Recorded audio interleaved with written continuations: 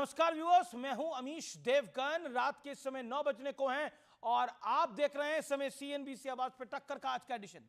लोकसभा चुनाव से पहले विपक्ष ने गठबंधन किया, लेकिन चुनाव में मिली करारी हार से उसके मंसूबे अधूरे रह गए और रही सही कसर हरियाणा, महाराष्ट्र और दिल्ली में मिली हार ने पूरी कर दी, जिसके बाद विपक्षी नेताओं का एक दूसरे पर आरोप लगाने का सिलसिला शुरू हो गया। लेकिन बड़ा सवाल यह है कि क्या सत्ता पाने के लिए विचारधारा के साथ समझौता करना ठीक है? आज इसी पर होगी जोरदार टक्कर, हार पर हार, विपक्ष के झगड़े आपार।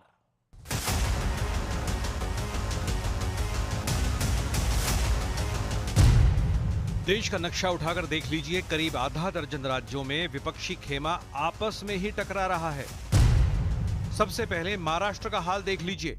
एनसीपी शरद गुट के प्रमुख शरद पवार ने महाराष्ट्र के डिप्टी सीएम एकनाथ शिंदे को महादजी शिंदे राष्ट्रीय गौरव पुरस्कार से सम्मानित किया, तो उद्धव गुट वाली शिवसेना बिदक गई। और शायद सम्मान गद्दारी का मिला होगा। अवार्ड का नाम वही था क्या?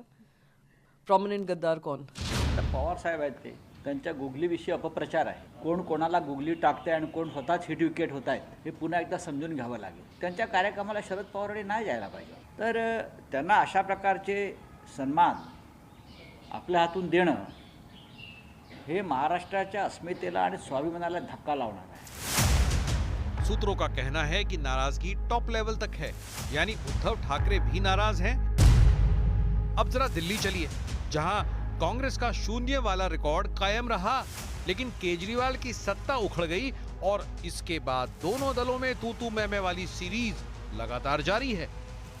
कांग्रेस की वजह से तकरीबन हमें 20-22 सीटों का नुकसान रहा।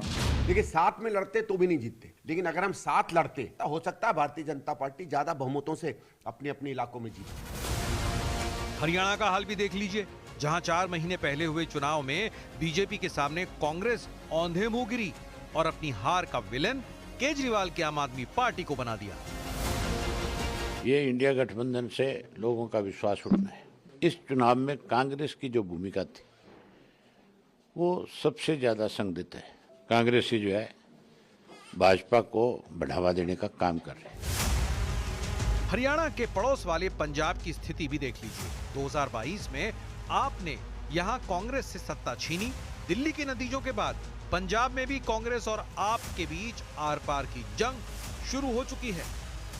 मेजॉरिटी जो उस टाइम गई वो कांग्रेस के इन टच पर हैं, तो हमारे साथ सभी इन टच में हैं। अब पंजाब में इनकी सरकार जाएगी और वहाँ मिड टर्म पोल होगा। और बंगाल का हाल तो ऐसा है कि ममता बनर्जी ने एकला चलो का नारा तो बुलंद किया है, साथ ही कांग्रेस को ठेंगा दिखाते हुए ये भी कहा है कि बंगाल में कांग्रेस का कुछ नहीं है। तो सवाल है कि क्या आने वाले दिनों में विपक्षी खेमे का बवाल और तेज होने वाला है? आज इसी पर होगी देश की सबसे बड़ी बहस। कहीं हार, कहीं रार। और अब वक्त है सुप्रसिद्ध विश्लेषण का, लेकिन आज बात करेंगे आइडियोलॉजी की तिलांजलि देने वाले विपक्ष का विश्लेषण। उद्धव गुट, इनकी कहानी जरा आज आप सुनिए। कट्टर हिंदुत्व का एजेंडा छोड़कर सेकुलर सियासत की ताल ठोकी, पार्टी के 2 टुकड़े हुए, नाम निशान दोनों गए, जनता ने महाराष्ट्र से साफ कर दिया। बुरी हार हुई उद्धव ठाकरे की और इसके अलावा पार्टी टूटी, चुनाव चिन्ह छूटा। अब मैं बढ़ता हूं आगे। शरद गुट, शिवसेना के कट्टर हिंदुत्व का लगातार विरोध किया, लेकिन सत्ता की मलाई के लिए उसी के साथ गठबंधन किया। इनकी भी पार्टी टूटी, चुनाव चिन्ह गया और जनता ने महाराष्ट्र में हाशिए पे पहुंचा दिया। बुढ़ापे में शरद राव पवार को बहुत बड़ा पॉलिटिकल झटका लगा। आम आदमी पार्टी, आइए बात कर लेते हैं। जिन जिन को पहले भ्रष्टाचारी बताया, उन सबके साथ गठबंधन किया। इसके अलावा गाड़ी, शीश महल यानी बंगला, सुरक्षा, वो भी 2-2 राज्यों की लेने वालों को कोसा, लेकिन खुद सारी सुविधाएं ली। इनके राज्यसभा सांसद राघव चड्ढा के पास भी बड़ी सिक्योरिटी है, जिस पर आजकल सवाल खड़े हो रहे हैं। जिस दिल्ली में पार्टी का उदय हुआ, वहां जनता ने सत्ता से बाहर कर दिया और अब पार्टी को बचाने के ऊपर सवाल खड़े हो रहे हैं। कांग्रेस कह रही है कि सब छिन जाएगा। कांग्रेस विचारधारा को लात मारी गई और कट्टर हिंदुत्व वाली शिवसेना यानी उद्धव ठाकरे की शिवसेना के साथ गए।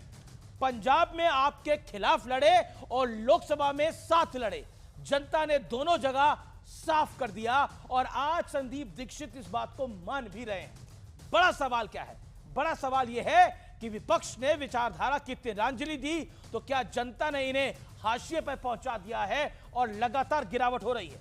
मेरे साथ मनोज तिवारी हैं, लोकप्रिय सांसद हैं और मेंबर ऑफ पार्लियामेंट हैं और भारतीय जनता पार्टी के वरिष्ठ नेता हैं। मेरे साथ राजेश गुप्ता है, आम आदमी पार्टी के पूर्व विधायक है। इस बार के चुनाव में अपना चुनाव हार गए भारतीय जनता पार्टी के सामने क्योंकि बुरी हार हुई आम आदमी पार्टी की। मेरे साथ किशोर तिवारी हैं, शिवसेना उबाटा के। मेरे साथ दुष्यंत नागर जी हैं, उनका अभिनंदन है। आप तमाम लोगों का स्वागत है इस कार्यक्रम के अंदर। लेकिन मनोज तिवारी, शुरुआत आपसे करते हैं। विचारधारा कितनी महत्वपूर्ण है राजनीति के अंदर, लेकिन विचारधारा की तिलांजलि दी गई महाराष्ट्र से लेकर दिल्ली तक। क्या आपको लगता है उसी का रिजल्ट है ये? क्योंकि केजरीवाल कहते थे वो बड़ा बंगला नहीं लेंगे, निश्चित रूप से अमीश भाई साहब गाड़ी नहीं लेंगे, बड़ी गाड़ी में घूमते थे। नहीं अमीश भाई साहब, आपने अमीश देवगन भाई आपने बहुत अच्छा विषय चुना है। देखिए, आइडियोलॉजी एक ऐसा विषय है ना जिसको जनता स्वीकार कर लेती है। जनता अपनी अपनी आइडियोलॉजी में रहती है और जब कोई व्यक्ति उसका नेतृत्व करता है तो उस पार्टी के साथ, उस व्यक्ति के साथ वो जुड़ती है। और जब अपनी चालाकी में या अपनी सत्ता लोलुपता में कोई पार्टी या व्यक्ति जब उससे तिलांजलि देता है ना, तो जो दुख जनता को होता है, जन को होता है, वहाँ से लोकतंत्र में लोगों का विश्वास उठने लगता है। तो पहला तो उसका प्रभाव उस व्यक्ति से, उस पार्टी से ही होगा। तो मेरा इसमें कोई दो राय नहीं है कि समय के साथ जिसने भी अपनी आइडियोलॉजी से समझौता किया सत्ता के लिए, तो उसको बहुत बड़ी कीमत चुकानी पड़ी है। और ये एक बहुत बड़ा एग्जाम्पल है कि भविष्य में भी लोगों को इसके लिए सावधान रहना चाहिए। जी, मैं राजेश गुप्ता का रुख करता हूं, आम आदमी पार्टी के वरिष्ठ नेता है। राजेश गुप्ता, आपने भी अपनी विचारधारा को तिलांजलि दी, शीश महल बनवाया, भ्रष्टाचार हुआ, इसी का रिजल्ट आया, लेकिन आप ठीकरा कांग्रेस पे फोड़ रहे हैं। संदीप दीक्षित ने बोला कि अगर हम अलायंस कर लेते तो बीजेपी की और बड़ी मेजॉरिटी आ जाती, क्योंकि आम आदमी पार्टी को जनता पसंद नहीं कर रही थी, वो केजरीवाल को हराना चाहते थे। अमीश भाई, देखिए, राजनीति में जीत हार होती है बिल्कुल, लेकिन देखिए जो जीत जाता है ना, वो कहते हैं, अंग्रेजी में कहते हैं कि सक्सेस हैव मैनी फादर्स। जो जीत जाता है उसके कई बाप हो जाते थे। मैंने अंग्रेजी में पहले बताया, हिंदी में थोड़ी अजीब सा लग रहा है उसका अंतर। और जो हार जाता है वो अनाथ हो जाता है। तो अब हार गए हैं तो बातें होती रहेगी। 27 साल से दिल्ली में भाजपा हार रही थी, आइडियोलॉजी तो सेम थी सर, लेकिन हारती रही। अब ठीक है, हम 10 साल सत्ता में थे और मैं कहता हूँ बीजेपी का प्रोपेगेंडा काम कर गया कि शीश महल नाम रख दिया, 6 फ्लैगस्टाफ रोड, सीएम का घर, उसका नाम रख दिया शीश महल। बार बार टीवी पे शोर मचता रहा, सोशल मीडिया पे भी उन्होंने अपना शोर मचाया, लोगों ने मान लिया। भाई 10 साल हो गए थे, हमारे कामों को रोका गया। अब लोग तो नहीं समझते ना, लोग तो कहते हैं भाई अगर यमुना के अंदर अगर पानी नहीं आ रहा या अमोनिया आ रहा है तो लोगों ने कहा कि जिम्मेवारी दिल्ली के मुख्यमंत्री की है। लोगों ने माना, हम इसे स्वीकार कर लेते हैं। जनता ने जो कहा उसे मैं स्वीकार करता हूँ, मेरी पार्टी स्वीकार करती है। लेकिन मेरा ये कहना है कि अब हार गए हैं तो सारी बातें होगी, लेकिन जब जीत रहे थे, हम लगातार 3 बार दिल्ली में जीते, हम पंजाब में जीते, अब कांग्रेस कह रही है कि आम आदमी पार्टी हमारे दर पर आके दोबारा क्यों रो रही है कि आपकी वजह से हम हार गए, कांग्रेस ने हमें हरा दिया।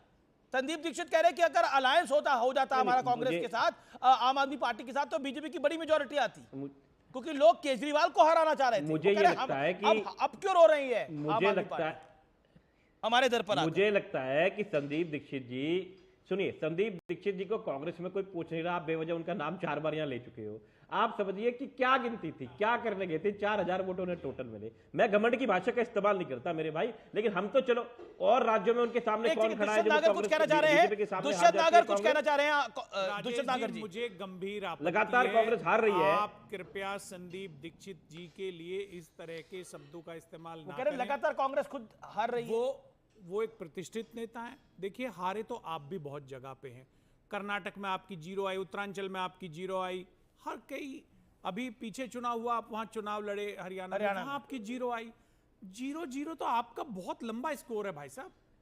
ऐसा घमंड की बात मत करिए। दुष्यंत भाई, और दुश्मन संदीप सोच लो जी कौन है 3 आपका बार पहले। के सांसद दुष्यंत भाई, हैं। मैं पहले समझता हूं क्लियर कर लो, आपको हमसे एक लड़ाई पूर्व लड़नी है, सांसद बीजेपी का से करनी सम्मान है। करना चाहिए। आप भी पूर्व विधायक हैं, हम आपका नहीं, मैं तो सम्मान सबका कर करता रहे हैं। हूं। अरे मेरे आपको भाई, यहाँ मंच मिलाया, आप दुष्यंत अपनी भाई, बात मैं कह रहे सबका हैं। सम्मान इसी करता तरह हूं। सम्मानित संदीप दीक्षित जी भी, और वो कांग्रेस के। दुष्यंत लेकिन भाई, आप मैं लोगों ने सबका हरा दिया सम्मान इनको। करता हूं। देखिए वक्त शीश महल हराता तो आप है भी जी। कहते थे। अरे वक्त भाई, हराता किसने है, किसको हरा दिया? कर्म हराते हैं हमारे, किसको हरा दिया? कर्म हराते हैं हमारे, किसको हरा दिया? कर्म हराते हैं हमारे, किसको हरा दिया? कर्म हराते हैं हमारे, कर्म हराते हैं, जनता हराती है। मेरा टाइम रह रहा था। बिल्कुल आप अपनी बात मेरा को टाइम रखिए। रहता अमीश भाई। बिल्कुल 30 सेकंड आपके बोलिए सर। मेरा ये कहना है, देखिए, हाँ, मेरा ये कहना है कि समय समय की बात होती है। 27 साल बीजेपी हारती रही। चलिए, दुष्यंत भाई ने मेरे को एक बात कही, मैं दुष्यंत भाई को एक बात कह लेता हूं, लेकिन सच्चाई ये कर रहे जीत गए तो पिछली बार आइडियोलॉजी नहीं थी, लगातार 27 साल आइडियोलॉजी नहीं थी। अरे देखिए, समय आता रहता है, जनता सबको एक मौका दे देती है। उन्होंने कहा 27 साल से बार बार कह रहे एक मौका दे दो, एक बार देख लिया। अब 27 दिन तो रुक जाओ। अभी से पावर कट लगने शुरू हो गए हैं, अभी से लोग परेशान होने शुरू हो गए, अभी से लोग कह रहे हैं कि मुख्यमंत्री प्रधानमंत्री कब बनेगा पता ही नहीं, प्रधानमंत्री जी बाहर है, मुख्यमंत्री का नाम नहीं आ रहा। तो आने दीजिए, अभी इतनी जल्दी किस बात की है?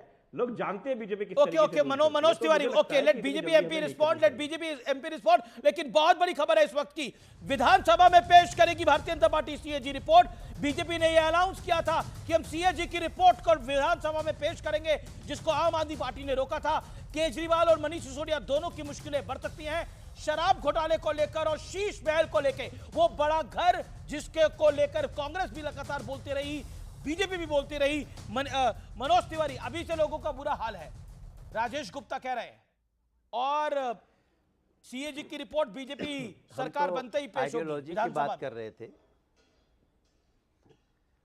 देखिए, हमने पहले कहा था, और सीएजी रिपोर्ट जब हम विधानसभा के पहले सत्र में प्रस्तुत करेंगे तो आप ये विश्वास रखिए कि बहुत सारे चौंकाने वाले तथ्य आने वाले हैं।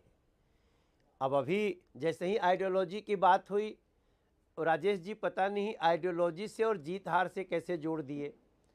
यही तो प्रॉब्लम है आम आदमी पार्टी का।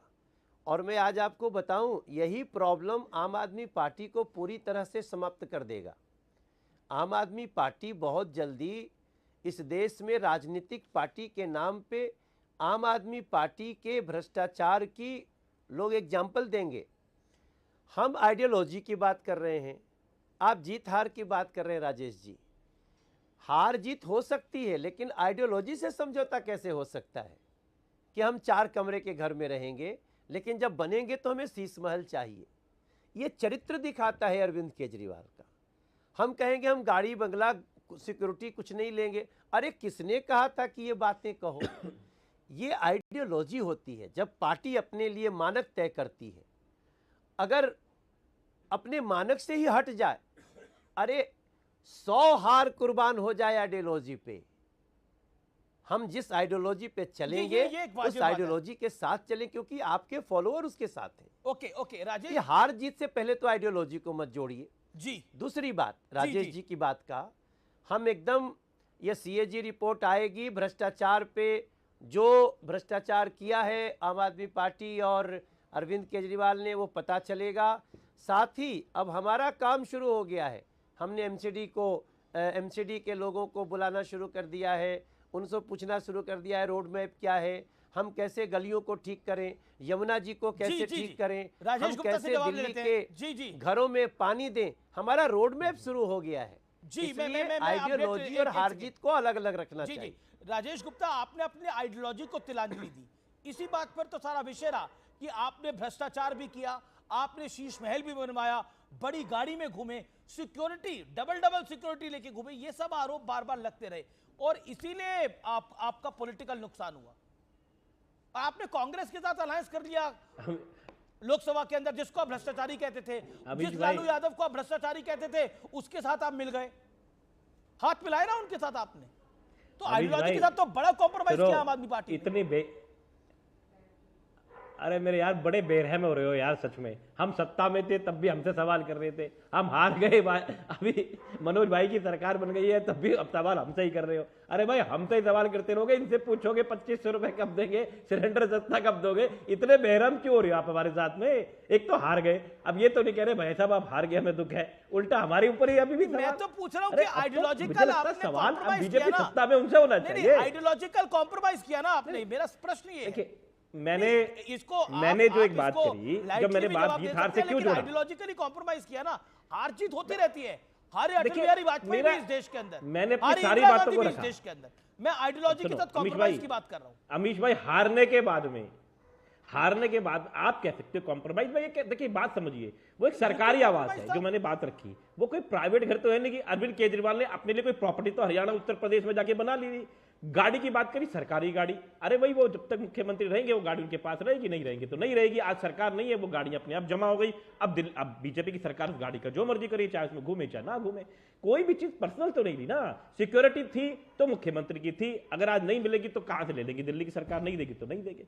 तो मेरा ये कहना है कि जो कुछ भी था वो मुख्यमंत्री के साथ जुड़ी हुई चीजें थी, आज मुख्यमंत्री नहीं है तो नहीं हुआ। पर्सनल कोई चीज अपने लिए बनाई क्या, ये बात बताइए। अभी अपने आप को ये कहना कि मैं ईमानदार हूं, यही देश में सबसे बड़ा सवाल पैदा हो गया है। मतलब मुझे लगता है ये बड़ी अजीब बात है। मनोज तिवारी, अगली बार हम कह देंगे हम भी रेंज रोवर लेंगे तो ठीक है। बड़ी खबर आ रही है गोपाल राय के बारे में, मैं आऊंगा उस खबर के ऊपर, लेकिन मनोज तिवारी।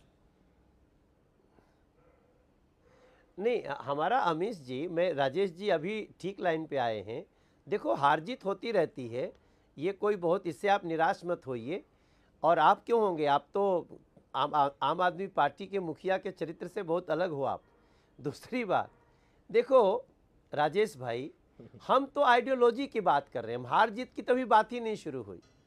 इसलिए जब आइडियोलॉजी की बात होगी तो होगा ना कि हम भ्रष्टाचार के खिलाफ रहेंगे। हम भी उस जो रामलीला मैदान में हुआ था वहाँ हम भी शामिल थे। आज अन्ना हजारे साहब को अरविंद केजरीवाल के खिलाफ स्टेटमेंट देना पड़े, उनको बताना पड़े कि शराब में लिप्त हो गया, तो आइडियोलॉजी को चोट लगती है। और मैं समझता हूँ राजनीति शास्त्र बहुत पवित्र है। जी जी, राजनीति को कुछ लोगों ने गंदा किया है, लेकिन राजनीति शास्त्र उस पवित्रता को पाए, इसके लिए राजेश भाई मेरा मानना है कि आइडियोलॉजी को सोच समझ के आगे लाना चाहिए। अगर आप नकली आइडियोलॉजी दिखाएंगे तो निश्चित रूप से धोखा खाएंगे। और ये दुर्भाग्य की बात है, हम ये नहीं कहते कि आम आदमी पार्टी में बहुत सारे नेता बड़ी अच्छी सोच के साथ आए, लेकिन उनके नेता ने क्या कुठाराघात किया उनकी सोच पे, आज ये पूरा दिल्ली देख रहा है, पूरा देश देख रहा है। मैं 2 दिन महाकुंभ में होके आया हूँ। अमीश भाई, मैं महाकुंभ गया स्नान करने जी, फिर वृंदावन गया। हर मिलने वाले व्यक्ति ने मुझे रोक के कहा कि बहुत बहुत धन्यवाद। मंत्री है गोपाल राय, वो नैनो गाड़ी में पहुंचे हैं, अपनी पुरानी नैनो कार में पहुंचे हैं, उनके पास वही गाड़ी है, ये कह रहे हैं। गोपाल राय नैनो कार से पहुंचे हैं पार्टी के कार्यालय, उसके दृश्य आ रहे हैं हमारे पास। ये नैनो कार आपको दिखाई दे रही है। दुष्यंत नागर गाड़ी छोड़ दी, दुष्यंत नागर को दिखाइए। ये इनका चरित्र है। आप जेन्युइन बात करिए, लोगों का भरोसा जीतिए। अभी नैनो पे आ गए हैं, पता चलेगा अरविंद जी ई रिक्शा पे आ गए हैं, मनीष सिसोदिया जी कल को ऑटो में आ गए हैं। ये सबको पता है कि भाई आपके लोग अच्छी कारें हैं। आप जेन्युइन अपना सही चरित्र प्रदर्शित करिए लोगों के सामने, सच्ची बात होगी उनके पास नैनो। तो पहले आप आते थे नीली वैगनार में, माननीय पूर्व मुख्यमंत्री जी, उसके बाद वो कहाँ चली गई दिखता नहीं, फिर नई नई बड़ी बड़ी गाड़ियां आ गई। तो ऐसे ये चरित्र को प्रदर्शित करता है, चरित्र को प्रदर्शित करता है। ओके मनोज जी, मैं आपका भी रिएक्शन लूंगा। राजेश गुप्ता 30 सेकंड्स। देखिए मैं फिर इस बात को कह रहा हूं कि अगर गोपाल राय जी के पास में नैनो कार है या उन्हें नैनो कार अच्छी लगती है, इससे क्या फर्क पड़ता है? अरे हमने देश की या दिल्ली की जनता के लिए जो पहले नहीं घूम रहे थे ना, आप घूम रहे हैं हारने के बाद। अरे सर वो मंत्री थे, एक मिनट अमीश भाई, वो मंत्री थे उस वक्त। जब वो मंत्री थे तो उनके पास में सरकारी गाड़ी थी, आज वो मंत्री नहीं है, उनके पास सरकारी गाड़ी नहीं है। दुष्यंत नागर एक भविष्यवाणी कर रहे हैं। मोदी भी आज रेंज रोवर में जाते हैं। अमीश भाई, अमीश भाई, तो अच्छा रहता।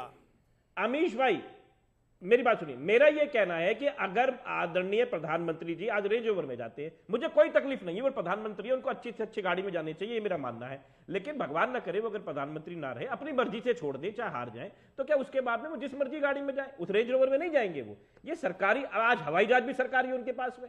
ये बातें मुझे लगता है बेनामी है। अगर किसी से भ्रष्टाचार करके गाड़ी बनाई हो, आप सवाल करें, चाहे नैनो क्या साइकिल भी अगर भ्रष्टाचार से ली गई हो, तो आप सवाल कर सकते हैं। देखिए सरकार नहीं, पॉइंट ये है कि पहले तो बड़ी गाड़ी में घूम रहे थे, अब नैनो में आ रहे हैं। लेकिन यहाँ पे दुष्यंत नागर एक भविष्यवाणी कर रहे हैं, मनोज तिवारी, वो कह रहे हैं कि देखिए अभी केजरीवाल जी देखो हो सकता है ई रिक्शा पे आए और सिसोदिया जी जो है वो ऑटो पे आए। आपको क्या लगता है? नहीं, मैं तो देखते ही डर गया। मैं सोचा अरे फिर से एक नया अरविंद केजरीवाल बनने की कोशिश हो रही है क्या। देखिए, मैं तो हमारे लोकसभा क्षेत्र के वो विधायक हैं, मंत्री भी रहे, लेकिन अचानक से फिर से नैनो में वो पता नहीं, ये जो सोच है, इसको, ये जो लोगों को छलने वाली सोच है, अब जब जब ऐसा कोई करेगा ना, लोग अरविंद केजरीवाल के छल को याद करेंगे। नहीं, आप हैरान क्यों? आप शॉक? मैं हैरान ये हो गया कि मैं इसलिए शॉक्ड हो गया कि यही करके तो ये लोग शुरुआत किए थे, तो क्या फिर से कोई छल, कोई प्रपंच कर रहे हैं? और मैं एक बात बताऊं, अब अगर गोपाल राय की नीयत अच्छी भी हो, तो जब जब कोई ऐसा करेगा तो उसको भ्रष्ट और प्रपंची केजरीवाल की याद आएगा। वो आपको याद है ना, बाबा खड़क सिंह का घोड़ा, तो जब वो जिस तरह से उसने घोड़ा छीना, तो बाबा खड़क सिंह ने कहा था कि देख भाई, किसी को बताना मत कि तू अपाहिज बन के मेरा घोड़ा छीना, वरना लोगों का उस पर विश्वास चला जाएगा।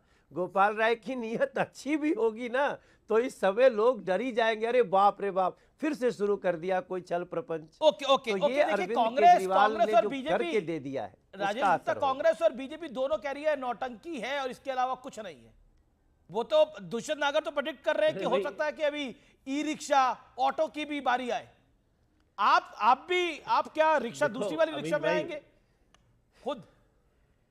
अभी भाई मेरी चिंता, मैं बिल्कुल नहीं आऊंगा, आप चिंता ना करो। जिस स्टूडियो में मैं आपकी गाड़ी में आता था, आप मुझे ले जाते थे, या मैं अपनी गाड़ी में ले जाता हूं, मेरे पास गाड़ी है, मुझे कुछ ऐसा करने की जरूरत नहीं। जो गाड़ी मेरे पास में उसमें आऊंगा। हाँ, चुनाव में खर्चा होता है, आदमी परेशान होता है, सारी चीजें होती है, लेकिन अभी गाड़ी है। दूसरी बात मेरी ये कहना है, मैं फिर कह रहा हूं, मेरे पास में कौन सी गाड़ी, अगर मैंने ईमानदारी की कमाई से ली है तो किसी को दिक्कत नहीं। अरे बिल्कुल, कोई भी हो भैया आपके पास गाड़ी, लेकिन पॉइंट है नौटंकी का। कांग्रेस और बीजेपी कह रही है कि बड़ी आपत्तिजनक बात कर दी राजेश जी ने। मेरी बात सुनो, एक तो मुझे बोलने नहीं देते राजेश जी ने, बड़ी आपत्तिजनक बात कर दी। थोड़ा सिंपैथी रखो, बोलने दो। हम विपक्ष को ज्यादा मौका देते हैं। मेरे से तो बीजेपी की शिकायत ही रहती है कि विपक्ष को मैं ज्यादा मौका देता हूं। बोलिए आप राजेश जी। नहीं, मेरा ये कहना है, देखिए अभी क्या है ना कि कांग्रेस और बीजेपी मिलके हमारे खिलाफ चुनाव लड़ी है, इसमें तो कोई दो राय नहीं है कि इसमें भी आपको दो राय है, मिलके लड़ी है। अब हमारी बहुत सारी सीटें खराब हुई, हम चुनाव हार गए, हमने आपको मान लिया, लेकिन कैसे हराया गया, क्या अब इसमें भी कोई शक है कि दोनों ने मिलकर हमारे खिलाफ चुनाव लड़ा? अब मनोज भाई हमारे और दुष्यंत भाई इकट्ठे थे और भाई हमको ही टारगेट कर रहे थे। राजेश जी, अभी थोड़ा टारगेट आपकी बातें लोगों को पसंद नहीं है। ऐसा ना हो इसके चक्कर में, ऐसी बातें बोलने के चक्कर में आपके हाथ से पंजाब और चला जाएगा। वो तो ले रहे हैं आप लोग। देश से तो आपकी पार्टी के वजूद को खतरा उत्पन्न हो ही रहा है। कांग्रेस पार्टी भारतीय जनता पार्टी से लड़ रही है। आप बताइए, रफाल पे आप बोले, अरविंद केजरीवाल जी ने क्लीन चिट दे दिया, बैंकों का इतना कर्जा माफी किया भारतीय जनता पार्टी ने, उद्योगपतियों का आप कभी नहीं बोलते, तो दुनिया जानती है, देश आप भी बड़ा दिल दिखाइए ना दुष्यंत नागर, आप लोग बड़ा दिल क्यों नहीं दिखाते?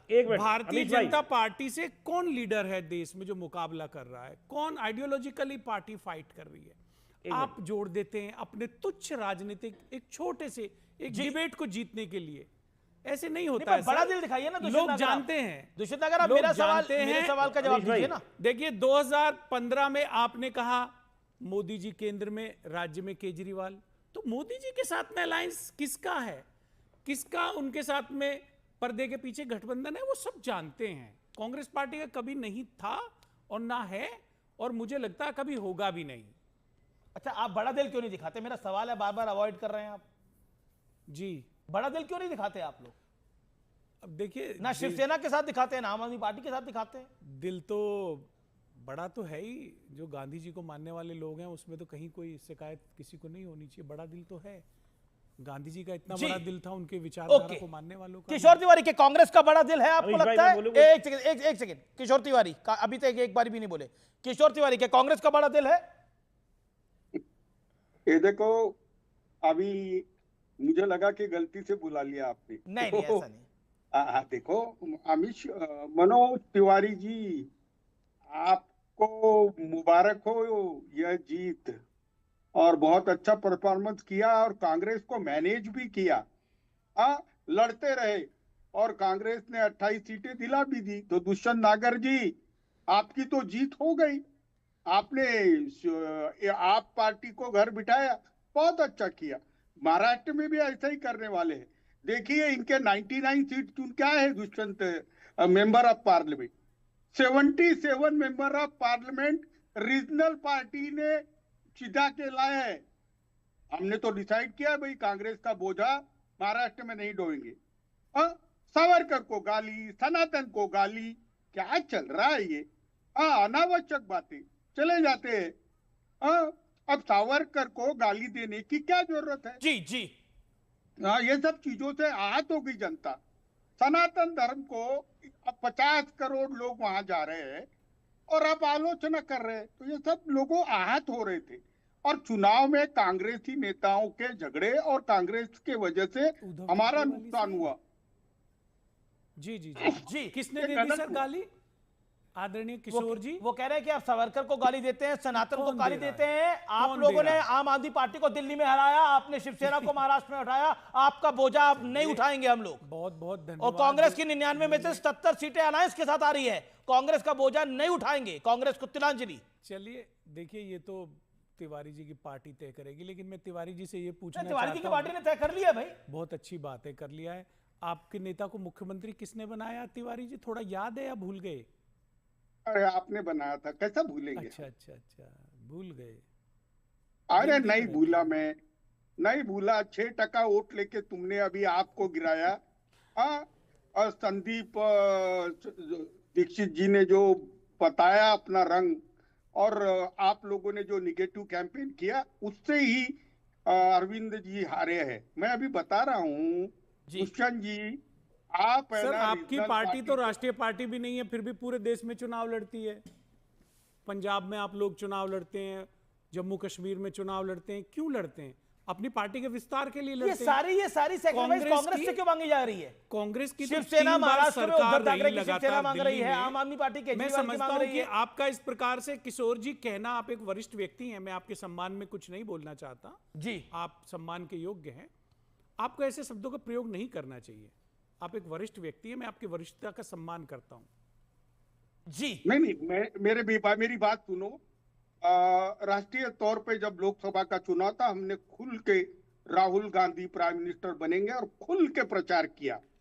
लेकिन जैसे ही महाराष्ट्र में अच्छे रिजल्ट आए, आपको तब बोलना चाहिए था जब हरियाणा में आम आदमी पार्टी विधानसभा चुनाव लड़ रही थी। आपने इंटरवीन किया, आपने बोला, आपके किसी नेता ने अरविंद केजरीवाल को रोका कि आपका क्या स्टेक है हरियाणा में, आप कांग्रेस को हराने के लिए क्यों चुनाव लड़ रहे हैं? अरे संजय, आपने उत्तरांचल में बोला, आपने गोवा में बोला, इन्होंने आपने गोवा, कर्नाटक के चुनाव में आम आदमी पार्टी का क्या वोट बैंक था? वहां पे आम आदमी पार्टी चुनाव लड़ी, क्या आपने इनको रोका? अगर आपका गठबंधन धर्म में भरोसा होता तो आप अवश्य रोकते, आप न्याय की बात करते, आप जायज बात करते, लेकिन आपने नहीं की। आपको घुमा फिरा के बस एक जगह आके रुक जाना है, जहां पे आपकी सुई रुक जाती है। मैं समझता हूं ये अनुचित है और गठबंधन धर्म के विपरीत है। आपको गठबंधन धर्म निभाना चाहिए। ठीक है, एक किशोर तिवारी को 30 सेकंड सुन लीजिए। देखिए, मैं बोल रहा हूं कि मेरी राष्ट्रीय स्तर पे कांग्रेस राष्ट्रीय चुनाव में पूरा रिस्पेक्ट हमने दिया, लेकिन जब रीजनल चुनाव आए, राज्य की विधानसभा के चुनाव आए, कांग्रेस बोले हम बड़ा भाई है, हमारा सीएम होगा। लोग उद्धव ठाकरे को सीएम बनाना चाहते थे, ये डेली स्टेटमेंट करते थे, कांग्रेस का सीएम होगा, कांग्रेस का सीएम होगा। और कौन से लोग उद्धव ठाकरे जी को सीएम बनाना चाह रहे थे जिन्होंने वोट नहीं करा उद्धव जी के लिए? नहीं, कोई इनके पास कैंडिडेट ही नहीं था भाई। क्यों, नाना महाराष्ट्र की पटोले थे जनता- इनके पास भी? नहीं, मैं अब मैं आता हूं। देखिए, एक अवार्ड मिला है जिसको लेकर बड़ा बवाल हो गया है। एकनाथ शिंदे जो कि महाराष्ट्र के डिप्टी सीएम है, उनको एक अवार्ड मिला है। आपकी पार्टी किशोर तिवारी, प्रियंका चतुर्वेदी कह रही है शायद ये सम्मान गद्दारी का मिला होगा। अवार्ड का नाम यही था क्या? प्रमुख गद्दार कौन है? प्रोमिनेंट गद्दार हैं ये लोग। अभी तो गद्दारी की बात छोड़ दीजिए, पब्लिक ने बता दिया है कि कौन असली शिवसेना है। किशोर तिवारी, नहीं, ये बहुत गंभीर विषय था, क्योंकि हमारी पार्टी जब भी टूटी तो एकनाथ शिंदे ही वो प्रमुख नेता थे जिन्होंने गद्दारी कर 50 सांसद विधायक ले लिए थे। और एकनाथ शिंदे हमसे हम बहुत नागवार गुजरे, लेकिन कल जो कार्यक्रम हुआ तो उनको कोई भी सम्मानित करे उसका कोई लेना देना नहीं था। भाजपा ने आयोजित किया हुआ एक कार्यक्रम नहीं, शरद पवार थे भाई उस कार्यक्रम में। शरद राव पवार साहब थे। शरद राव पवार कहां बीजेपी के साथ हैं? आपके नेता तो उनसे भी नाराज हो रहे हैं कि शरद राव पवार क्यों सम्मान दे रहे हैं। अरे भाई, हमारे नाराजी का जो बात थी आमी जी, शरद पवार जी ने वह सम्मान देने को नहीं जाना था जिसने उद्धव ठाकरे के बच्चे को पदच्युत कराया। ऐसे गद्दार नेता पे नहीं जाना था। डैनियल इज विद मी, जो कि पॉलिटिकल एक्सपर्ट है। डैनियल, दिल्ली में आम आदमी पार्टी हारी तो ब्लेम कर रही है, देखिए कांग्रेस ने हमारा साथ नहीं दिया, जबकि संदीप दीक्षित कह रहे हैं कि ये हम साथ भी होते तब भी बीजेपी जीत जाती। अब महाराष्ट्र में तो साथ थे, तब भी कोई नहीं जीत पाया, वहां पर हार गए एनडीए के सामने, और अभी भी गद्दार कह रहे हैं।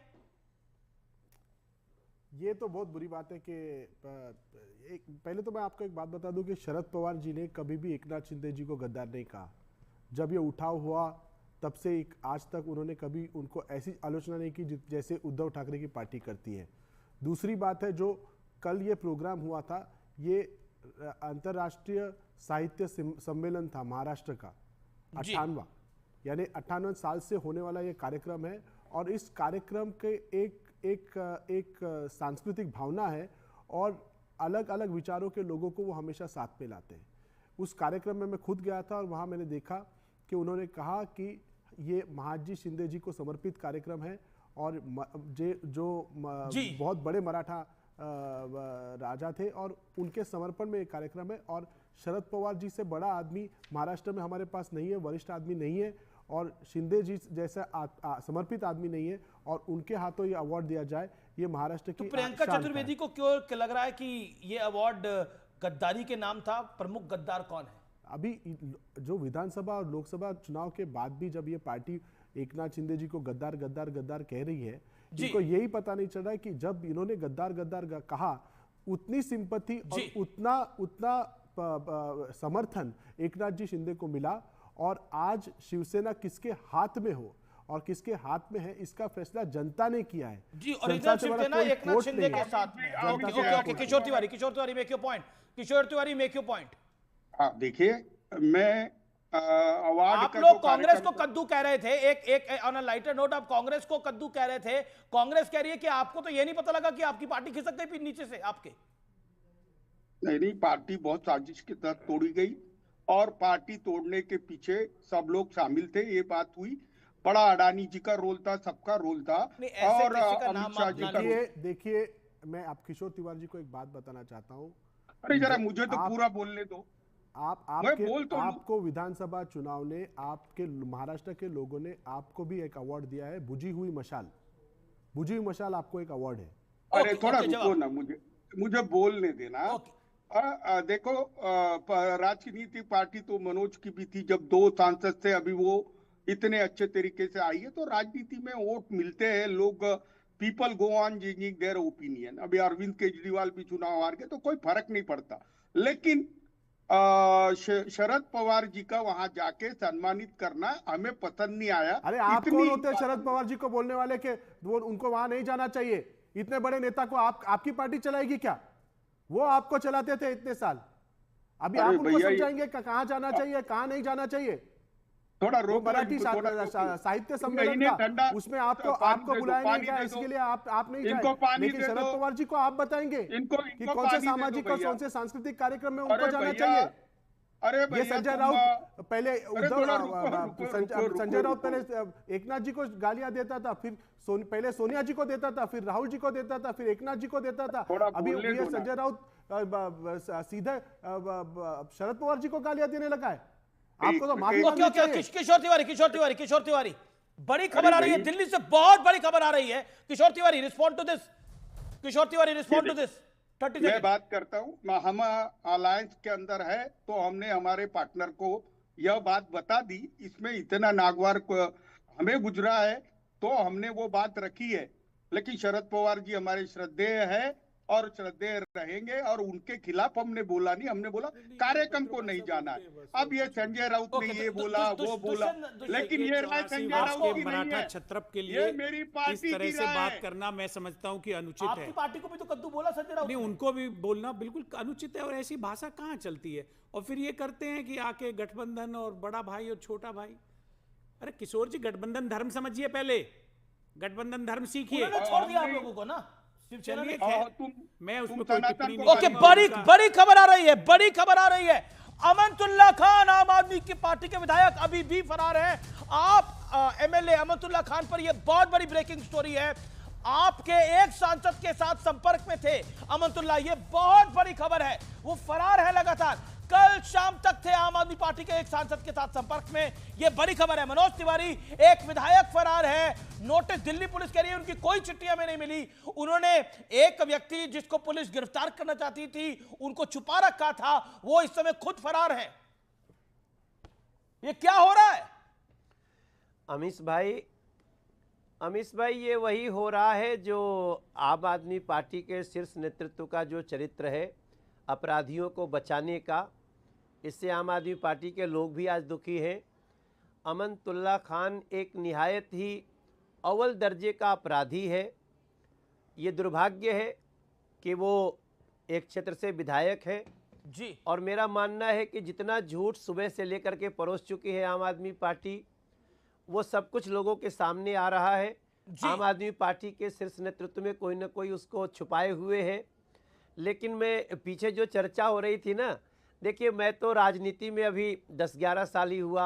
हमारे सब आदरणीय किशोर जी और सभी लोग, डैनियल भी हैं जी, राजेश जी, सब लोग, डैनियल जी भी हैं और नागर साहब भी हैं, सब बहुत अनुभवी हैं। देखिए, राजनीतिक संस्कृति बदल गई है अमीश जी। गठबंधन धर्म है, राजनीतिक धर्म है, लेकिन जब हमारा सोच सिर्फ सत्ता को ध्यान में रख के होगा तो याद रखिए, जनता आपसे अपना हाथ हटा लेगी। जी। जनता आपका साथ नहीं देगी। समय आ गया है जब सच को स्वीकार करना पड़ेगा, सही को सही कहना पड़ेगा, और अच्छे को अच्छा करना पड़ेगा, बुरे का बहिष्कार करना पड़ेगा। बिल्कुल, आपका very valid point Manoj Tiwari. लेकिन मैं राजेश गुप्ता के पास आता हूं, जो कि सीनियर लीडर हैं आम आदमी पार्टी के, फॉर्मर एमएलए। राजेश गुप्ता, अमनतुल्ला खान फरार है और वो आम आदमी पार्टी के एक सांसद के कल शाम तक संपर्क में थे। क्या आपको लगता है ये आपकी पार्टी के लिए अच्छा मैसेज नहीं है? वो फरार क्यों है? कानून से क्यों भाग रहे हैं? उन्होंने एक ऐसे व्यक्ति को छुपाया जिसको पुलिस ढूंढ रही थी। वो फरार, एक मिनट, जितनी मुझे जानकारी है वो फरार नहीं है, अपनी विधानसभा में है। दूसरी बात, जिस आदमी को छुपाने की बात कर रहे हो, उनका फोन क्यों बंद है? सर बता, अब सर मुझे तो बोल जी। अरे मेरे भाई, मुझे बोलने तो दो। बोलिए। मैं फिर कह रहा हूँ, बेरहम हो रहे हो यार, थोड़ा सा करते। ना बिल्कुल, आप बेरहम हो रहे, दिल्ली की जनता बेरहम हो गई आप बात कर रहे हो। अरे दिल्ली की जनता ने हमें प्यार भी बहुत दिया है, कोई बात नहीं। जब जो इतना प्यार करे, एक आध बार हल्का फुल्का डांट भी दिया करता है ना। ये हल्का नहीं डांटा ना, कभी डांट भी दिया, सही बात, कोई बात, हल्का नहीं डांटा, सत्ता से ही बाहर कर दिया। कोई, अरे हम नहीं, देखिए, सत्ता से बाहर दीजिए, विपक्ष में बिठा दिया, हमें रोल तो दिया है ना, कोई रोल तो है ना हमारे पास में। अब हम देखेंगे, जब हमारे मनोज भैया ने जो वादे करे वो पूरा करवाने के लिए मनोज भैया के पीछे भागेंगे कि भैया वो वादे पूरे कर दो। चलिए, काम है कल तक अमनतुल्ला को लाने का वादा कर रहे हैं आज हमारे शो में। ये अमनतुल्ला को लाने का वादा कर रहे हैं हमारे कार्यक्रम में, आपकी वो भी हाजिर हो जाएंगे। वो वादा तो निभा दीजिए, वो तो विधायक है। भैया वो अपनी विधान, सुनो, अपनी विधान, कहीं वही मैं कह रहा हूं आपसे, विधायक कहां फरार होगा भाई? वो अपनी विधानसभा के अंदर है। अब क्योंकि उन्होंने कागज दिखा दिए जिस आदमी को पकड़ रहे थे, तो झूठे मुकदमे लगाए जाओ। देखो, आप सब समझते हो झूठे मुकदमे नहीं, Rajesh ji, on a serious note, वो झूठे मुकदमे, एक ऐसा व्यक्ति जिसको दिल्ली पुलिस अरेस्ट करना चाहती थी, उस व्यक्ति को छुपा के रखा हुआ था। झूठा मुकदमा नहीं है, ये बहुत सीरियस चार्ज है। अब आप कह रहे हो कि सूत्रों, सुनो, आप इस पर लिख रहे हो कि सूत्रों के अनुसार वो किसी सांसद के उसमें थे। अब बताओ सूत्र क्या बताएंगे? सूत्र क्या पता, अगर कोई मैं किसी एमपी से बात कर रहा हूं, वो तीसरे बंदे को कैसे मालूम पड़ा? फोन ऑफ है। अगर पुलिस भी कहे ओके, मनोज तिवारी सूत्र बता रही है, अमानतुल्लाह किसके लिए बता रही है जाने सांसद सबको के आज। ओके, मनोज तिवारी, सांसद का नाम मनोज तिवारी मत लिख देना भाई। आज अमीश भाई, आज राजेश जी के पास बहुत अच्छा मौका था अपने को एक बड़ा नेता घोषित करने का। अरे जो व्यक्ति विधायक हो करके छुपा हुआ हो, राजेश जी उसके इस व्यवहार का निंदा करिए, उसको आप कहिए कि इस तरह का चरित्र आम आदमी पार्टी में अगर है तो फिर निश्चित रूप से कानूनी कार्रवाई होनी चाहिए। आज तो ये कहना था, कभी कभी हमें असत्य का विरोध करना चाहिए और सत्य का साथ देना चाहिए। सच्चाई है कि वो छुपे हुए हैं, विधायक होके छुपे हैं और झूठ बोल रहे हैं, चिट्ठी लिखा, ये किया, ये सबका संज्ञान आज राजेश जी ले सकते थे। ओके, मगर पता नहीं आज राजेश भाई को क्या हो गया है। ओके, दुष्यंत नागर,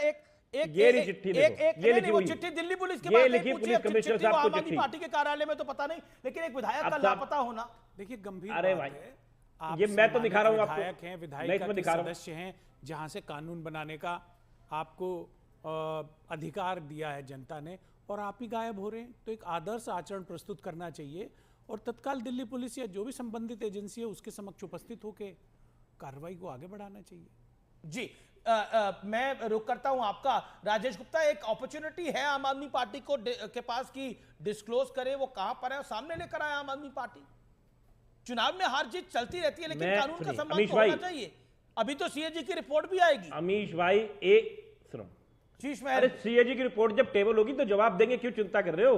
सीएजी की रिपोर्ट को आने दो, टेबल करने दो, जवाब देंगे। विधानसभा के अंदर भी हमारे लोग जवाब दे देंगे, बाहर में दूंगा। आम आदमी पार्टी ने क्यों नहीं करी थी टेबल? मौका तो उनके पास भी था। देखिए, ये मैं आपको क्या कह रहा हूं, अब आप आने दो, अब आपने कहा आने दो, उसके जवाब हम दे देंगे, पहली बात। दूसरी बात सुनो, आप एक बार तो कह रहे हो कि दिल्ली की जनता ने हमें हटा दिया, हमने मान लिया। अब दिल्ली की जनता ने अमानतुल्लाह खान को जिताया है, तो उसका सम्मान करो कि वो एक अच्छा आदमी होगा तब जिताया है। क्या बात, क्या कह रहे हो? हम हार गए क्योंकि लोग हमसे नाराज थे, हमने आइडियोलॉजी छोड़ दी, वो जीत गए, अगर वो तब भी बुरे हैं। अपराधी को छुपाया है, कहना क्या चाहते और दिल्ली पुलिस उन्हें ढूंढ रही है और वो फरार है, दिल्ली पुलिस उनका सम्मान करे। वो दिल्ली पुलिस को उन्होंने क्या क्या बोला है मुझे आपको बताने की आवश्यकता है कि तुम यहां से बच के नहीं जा पाओगे। ये कहा है अमानतुल्लाह खान ने कि दिल्ली पुलिस को कहा तुम देखते हो मैं कैसे निकलते हो तुम यहां से। धमकाया है दिल्ली पुलिस को। जी राजेश गुप्ता जी, आप भी एक विधायक रहे हैं, क्या धमकाएंगे? मनोज तिवारी एक सिटिंग मेंबर ऑफ पार्लियामेंट है, क्या धमकाएंगे? अगर मैं कहता हूं कि दिल्ली पुलिस को छोड़ी किसी भी पुलिस को धमकाएंगे क्या? अगर पुलिस गलत भी कर रही होगी तो अपना आग्रह करेंगे। पूछ लीजिए। नहीं, वो दिल्ली पुलिस को कह रहे हैं कि तुम्हें बताऊं तुम्हारे को तुम यहां से बाहर नहीं जा पाओगे। हम दिल्ली पुलिस के अफसरों को कह रहे हैं तुम यहां से बाहर नहीं जा पाओगे। सामान्य बात लग रही है क्या आपको? अच्छा, आप मुझे बोलने दे दो, धमका तुम रहे हो, मुझे बोलने नहीं दे रहे। धमका रहा हूं आपको, सवाल पूछ रहा हूं सर, मैं मेरा सवाल पूछ रहा हूं मैं। सुनिए, मेरा क्या, मेरी बात सुनो, मेरे भाई मेरी बात सुनो। कभी कभी जब देखो जनता के बीच में कोई चीज होती है तो वो थोड़ी हीटेड एक्सचेंज में हो सकती है, लेकिन इसका मतलब ये नहीं है कि पुलिस के साथ में कोई बदतमीजी करी जा रही है। हम पुलिस का सबका सम्मान करते हैं। हमारी पार्टी में कोई नहीं करना चाहता। एक पार्टी का स्पोक्सपर्सन ये रीजनिंग दे रहा है कि हीटेड आर्गुमेंट हो सकता है। मुझे आम आदमी पार्टी के स्पोक्सपर्सन के बारे में बहुत बुरा लग रहा है कि उनको अमानतुल्लाह खान के जैसे व्यक्ति को आज डिफेंड करना पड़ रहा है। वो पूरी तरह डिफेंड भी नहीं कर पा रहे, पूरे दिल से डिफेंड नहीं कर रहे। उनको भी पता है कि सत्य क्या है, सच्चाई क्या है। ये आप पार्टी नहीं, अभी Do you think it is embarrassment for आम आदमी party? 100%. It is embarrassment for आम आदमी पार्टी because आम आदमी पार्टी has become now आपसे पाप पार्टी बन चुकी है। Okay. और पाप का घड़ा भर चुका है, पुलिस उसको पकड़ लेगी। ओके, मैं ब्रेक के लिए रुक रहा हूं, वक्त एक अंतराल का है। वेलकम बैक व्यूअर्स, आप देख रहे हैं CNBC आवाज पे टक्कर, और अब वक्त है सत्य और तथ्य का। बुरे कर्म का बुरा नतीजा होता है और बुरे नतीजे की किस्त शुरू हो चुकी है व्यूअर्स। मैं इंडिया गॉट लेटेंट शो की अश्लील ब्रिगेड की आज बात कर रहा हूं। ईश्वर तुल्य माता पिता के खिलाफ बेहद अभद्र और अश्लील टिप्पणी करने वालों पर अब चौतरफा मार पड़नी शुरू हो चुकी है। जिस एपिसोड में अश्लील विचारों वाले रणवीर अलाहाबादिया ने इतनी गंदी और घिनौनी बात कही, उसी एपिसोड में अपूर्वा मखीजा नाम की एक कथित कंटेंट क्रिएटर भी मौजूद थी। उसने भी उस मां के लिए बेहद घिनौनी और गंदे शब्द कहे जिसकी कोख से उसने जन्म लिया, और उसी मां के लिए पब्लिक प्लेटफॉर्म पर इतनी गंदी बात कही। उस दिन शेखी भगाड़ने वाली अपूर्वा आज मुंह छिपाए घूम रही है। मुंबई के खार पुलिस थाने में इस बेहुदा यूट्यूबर के बयान दर्ज हो चुका है। महाराष्ट्र से लेकर असम तक रणवीर अलाहाबादिया समेत 30 से ज्यादा लोगों के खिलाफ एफआईआर हो चुकी है। समय राणा पे भी हो चुकी है। राष्ट्रीय मानवाधिकार आयोग एनसीडब्ल्यू ने भी रणवीर एंड टीम को पूछताछ के लिए तलब किया है। इन तमाम कानूनी कार्रवाइयों का जो नतीजा होगा सो होगा, वो तो सबके सामने आएगा ही। लेकिन सवाल यह है कि इन गंदी बातों को अपने मन से निकालना कैसे जाए। इन्होंने जो कहा, क्या उनके परिवार पर वो गंदी बातें लागू नहीं होती? जो लोग नेम एंड फेम के लिए अपने परिवार को नहीं बख्शते, उन्हें आपके परिवार से क्या लेना देना? सोचिए, जो अपने माँ बाप को नहीं बख्श रहे, उनके बेडरूम में घुस घुस के देख रहे हैं। इसलिए मेरा सवाल है कि आपसे है, इन्हें करोड़ों की कमाई कराने वाले व्यूअर्स, यानी आप क्या कर रहे हैं? इन जैसे घटिया लोगों का भविष्य आपके एक्शन पर ही निर्भर करता है, क्योंकि अगर कंज्यूमर किसी प्रोडक्ट का बॉयकॉट कर दे तो फिर कोई ऐसा दुस्साहस करने की जुर्रत भी नहीं करेगा। थोड़ी संतुष्टि की बात यह है कि दर्शकों में भी अब धीरे धीरे ही सही जागरूकता आ रही है, और इसका सबूत यह है कि 9 फरवरी तक रणवीर के इंस्टाग्राम हैंडल पर 45 लाख से ज्यादा फॉलोअर थे, जो 11 फरवरी को फॉलोअर्स की संख्या 50,000 कम हो गई है। जबकि यूट्यूब पे रणवीर अलाहाबादिया के चैनल्स पे करीब 40,000 सब्सक्राइबर्स कम हो चुके हैं। फेसबुक पर भी कुछ कमी आई है और लोगों ने उन्हें अनफॉलो किया है। यह डेवलपमेंट काफी छोटा है, लेकिन इसे एक पॉजिटिव शुरुआत कही जा सकती है। ऐसे लोगों का इलाज करने के लिए कम से कम कुछ हजार ही सही, लेकिन लोगों ने इनिशिएटिव तो लिया है। इसी तरह के रिस्पॉन्स से अब बॉलीवुड से भी आ रहा है। हिंदी फिल्म इंडस्ट्री के बड़े प्रोड्यूसर जैकी भगनानी ने मजबूत स्टैंड लेते हुए कहा है कि वो इस तरह के एक्ट को कभी सपोर्ट नहीं करते। गोरखपुर के सांसद और भोजपुरी के जाने माने सुपरस्टार रवि किशन ने कहा है कि अचानक पॉपुलैरिटी हासिल करने के लिए ऐसी हरकतें बर्दाश्त नहीं की जा सकती। इस मुद्दे पर मशहूर पंजाबी सिंगर जसबीर जस्सी ने बेहद संवेदनशील और सटीक बात कही है। सुनिए। मैं तो उसका धन्यवाद करना चाहता हूं कि उसने कम से कम आपकी ज़मीर को जगाया है। आप लोगों की गैरत की जो ऊंचाई है वो इतनी बढ़ चुकी है कि आपको बहुत देर बाद कोई बात जो है पिंच की है। जसबीर जस्सी ने एकदम मुद्दे पर चोट की है। असल सवाल यही है कि बीमार मानसिकता वाले लोगों को हमने सोशल मीडिया का हीरो क्यों बनाया है, और इन लोगों को बॉयकॉट करने का टाइम आ गया है। इन लोगों को वाकई छोड़ने का टाइम आ गया है। कृपया करके अपने आपके बच्चे क्या देख रहे हैं यूट्यूब पर, उस पर ध्यान दीजिए। ये लोग ड्रग्स की तरह हैं जो आपके घर को खराब कर रहे हैं। ये अपने परिवार के नहीं हुए, आपके क्या होंगे? कृपया करके अपने बच्चों को इनसे सावधान करिए। तो फिलहाल सीएनबीसी आवाज की टक्कर के आज के एडिशन में इतना ही। उम्मीद है आपको कार्यक्रम पसंद आया होगा। नमस्कार, गुड नाइट, शुभ रात्रि।